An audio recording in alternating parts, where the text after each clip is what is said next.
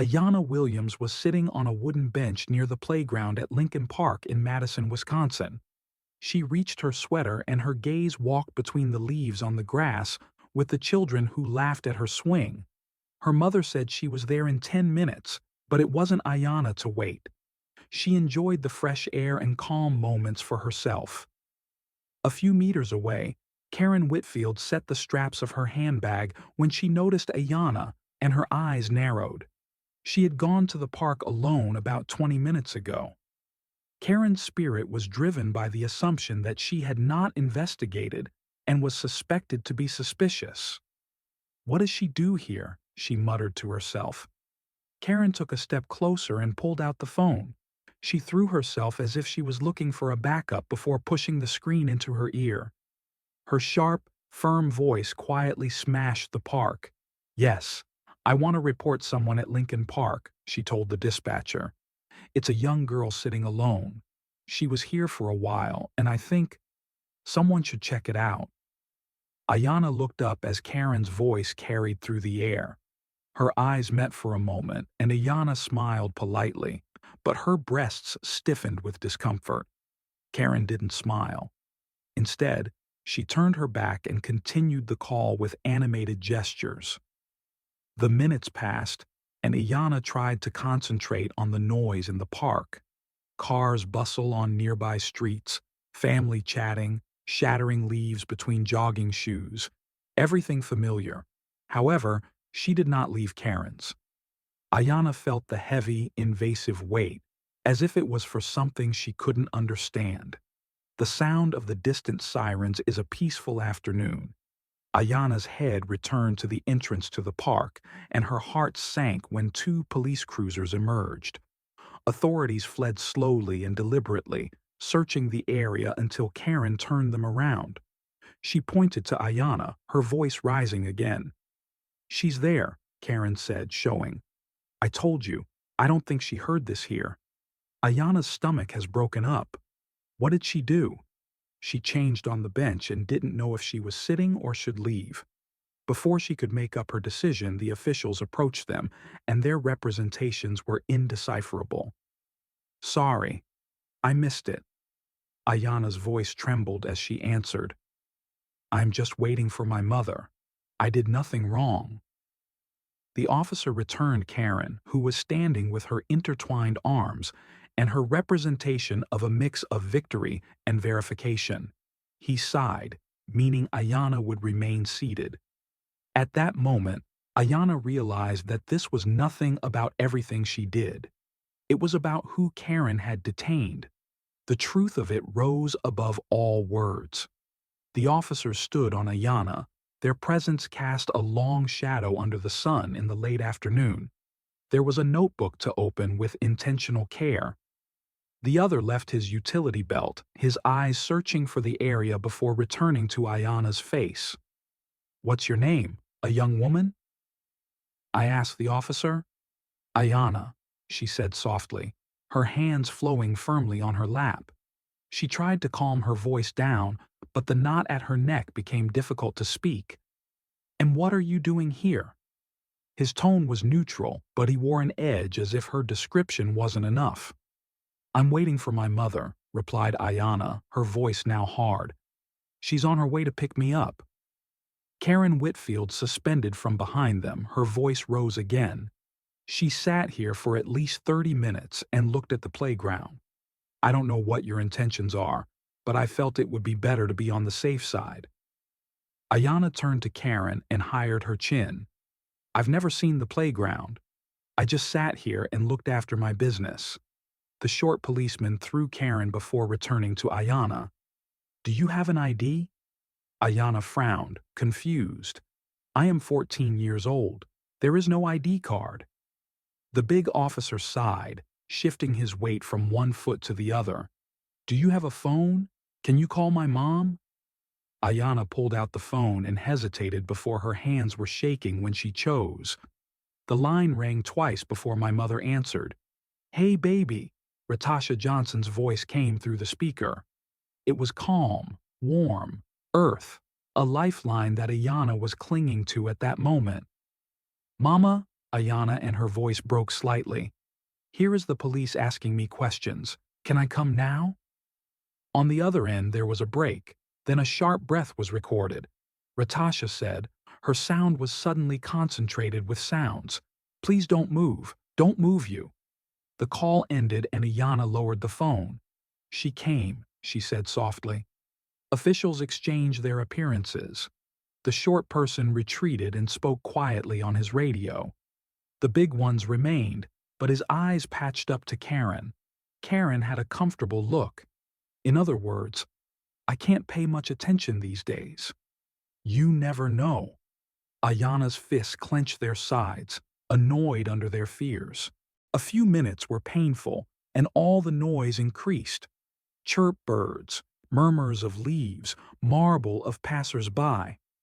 I began to notice the scene, and the sound of the vehicle broke the tension. An elegant black SUV rolled right behind the police crosser. The driver's door opened and Ratasha Johnson left. She wasn't just Ayana's mother. She was mayor of Madison, Wisconsin, and the rage was that her expression was barely understated. Ratasha Johnson's heel clicked sharply against the sidewalk as she headed towards the group. Her presence ordered her tailor-made blazer and her gentle strength, which brought silence to the audience's tweets. Ayana stood quickly, and the relief washed her away. But her mother's focus was on the officer and Karen Whitfield. "What's going on here? Your gaze has changed from a bigger officer to Karen." The officer lightly cleaned his throat. "I received a call about the suspect at the park. We were easy." Ratasha raised her hand and held it in the middle. "I doubt it?" She repeated that her tone was caught in distrust. "Did she do exactly what was suspicious? Are you sitting on the bench? Does it exist in the park?"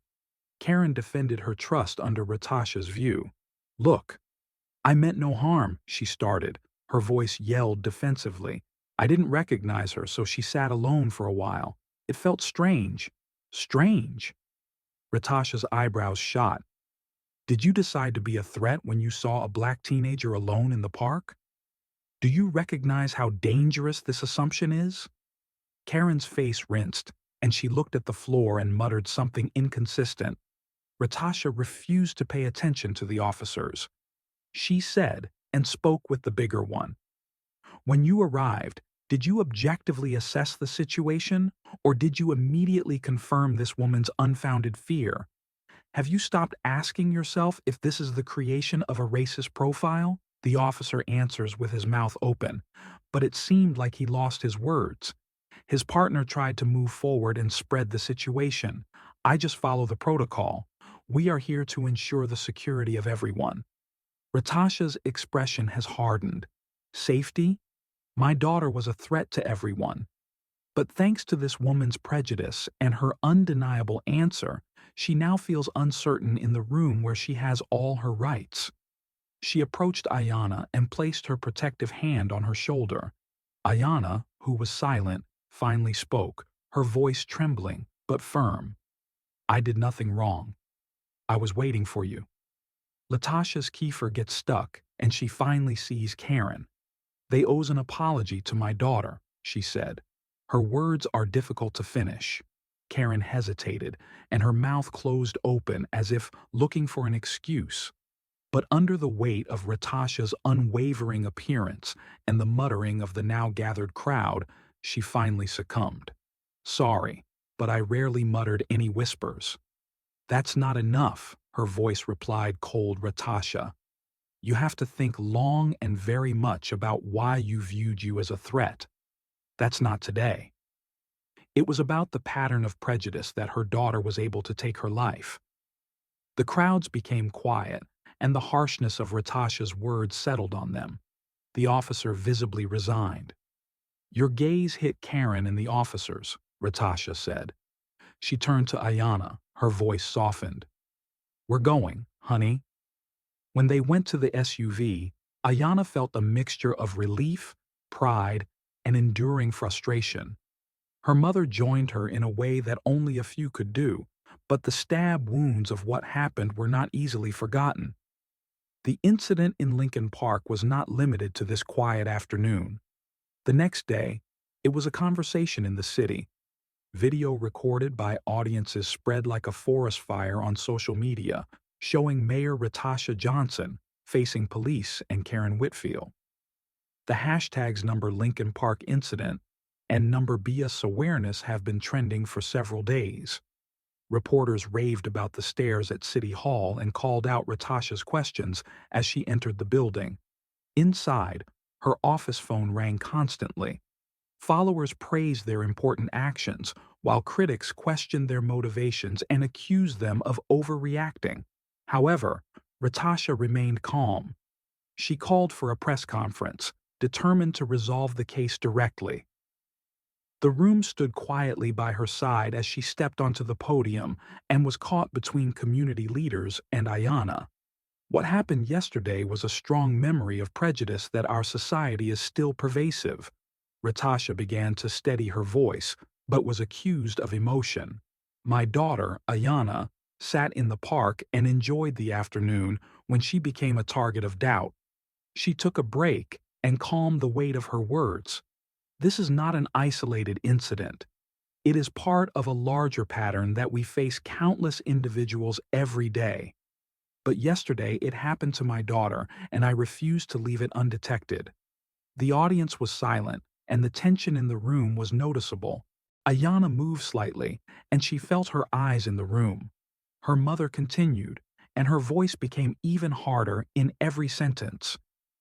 We cannot afford to ignore the damage that these biases cause not only to individuals but also to material in our community. For this reason, we cancel the implementation of comprehensive anti-bias training for all urban investments, including police. This is not a perfect solution, but it is the necessary step to build a more integrated and fair city. The announcement sparked a mix of reactions. Some were applauding enthusiastically, others whispering. The reporter raised his hand. Mayor Johnson, do you think this training will prevent such incidents in the future? Ratasha met a reporter. Training alone does not erase systemic inequality over the centuries, she replied. But that's the beginning. Most importantly, such cases not only make headlines, but we commit to this job every day. Karen Whitfield's name also spread to social media, and the response was quick. Friends and neighbors confront her and ask why she was a teenager in the park and called the police. Karen gave an official explanation. There, she apologized and claimed that she had no intention of causing any damage, but her words were sparkling to many. At Lincoln High School, Ayana returned to class with a mix of concern and determination. She was at the heart of an unexpected lecture. They asked their colleagues about the incident that curiosity grasped before the shock. The teacher displeased to avoid topics and didn't know how to do it. Daniels, history teacher from Ayana, finally broke the silence in one of her classes. Ayana, he said gently, if you feel comfortable, I think it's important for us all to learn from what you've experienced. Would you like to share something? Ayana hesitated and looked at the room. Then she began to speak with a deep breath. She made a voice, but her voice was low. But it did it. But it did it. So it made it clear how often people like me have to prove that they belong somewhere. This is not fair and incorrect. Her words were hanging in the air and her classmates listened carefully. Ayana was always quiet, but now her voice was weighing down. A few weeks have passed, and the effects of the wave of incidents in Lincoln Park began to appear throughout Madison. Mayor Ratasha Johnson's anti-bias training initiative began with city employees and law enforcement and was promptly sparked. The program included workshops, personal biases, and community forums that allowed citizens to openly open their own experiences. The first forum was held at the Madison Public Library, where it attracted a wide variety of money. Ayana sat quietly looking for her mother as others spoke about her encounter with prejudice. An older man unveiled how he was persecuted in the store for the rest of his life. The young woman said despite her qualifications, she was overlooked in her job. The stories were different, but they shared a common thread of pain and resilience. When it was Ayana's turn, she hesitated. Although her memories of the day were still raw, she knew that her voice was important. She stood up and looked at the room, her hands shaking slightly.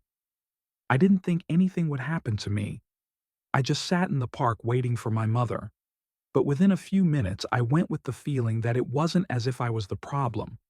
Her voice was stronger than she continued. It doesn't matter who my mother is. No one needs to feel that way.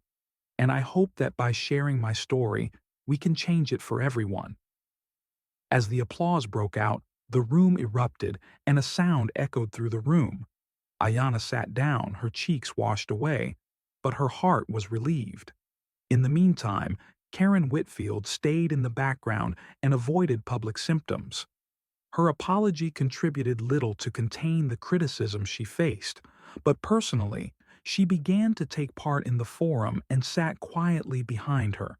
She never spoke, but her presence was noted, and perhaps it was the beginning of her own reflection. Madison began to change in small but wise ways. Police officers attended a community event where uniforms were taken care of with residents. The school included lessons based on implicit bias in the curriculum, giving students the tools to understand and fight bias. Ayana has become an unexpected leader of Lincoln High. Her classmates encouraged them to join the school's discussion team. There, they discovered a talent for clarifying ideas and challenging others' perspectives. Her first topic: the effects of racist prejudices in everyday life. One day, Ayana and her mother were sitting together in her living room after a discussion practice. Ratasha looked over her daughter and proudly looked into her eyes. "You know," she said, "I always knew you had a voice. I didn't know the world would hear it right away." Ayana smiled and brought her head to her mother's shoulder. She said quietly, "For everything, Ratasha was the arms around her and she wore it. You're going to be," she said. "For someone like you over the next few months, the mural was completed on the side of the Lincoln Community Center.